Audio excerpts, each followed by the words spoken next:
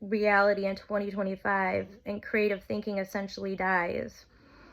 Here I have a note I wrote called Mystical Paranoia and relating it to Luciferic consciousness. But this was, I thought, was so important about what we know as synchronicity is, so many of these New Agers, and I was one of those people too, where I was seeing these coincidences and following them in the synchronicity.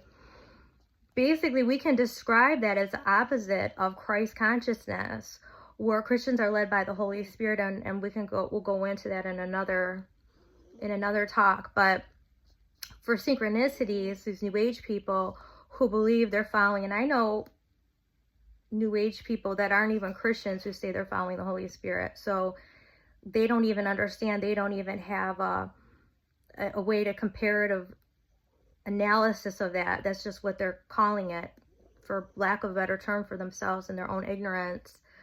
But blind superstition is basically 2025 programming from the processes we have over the last 30 years to basically break down our will and make us submissive. So synchronicity, then, weak conscious self loses the strength of their ego and allows itself to be dictated by outside forces. So this belief that,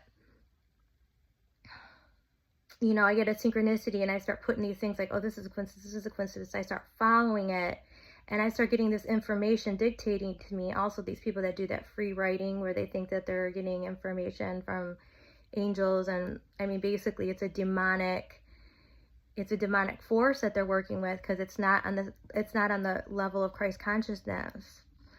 So the ego must not allow itself to be led in any direction unless it maintains in itself its thinking as a knowledge of itself. So self-awareness is absolutely important when you get from the sentient to the rational to the conscious soul. You develop this higher self-awareness, and so you basically preserve the ego because you need the ego, and it's connected to the self. So you can have a healthy ego. You don't have to just kill it with chemicals or something.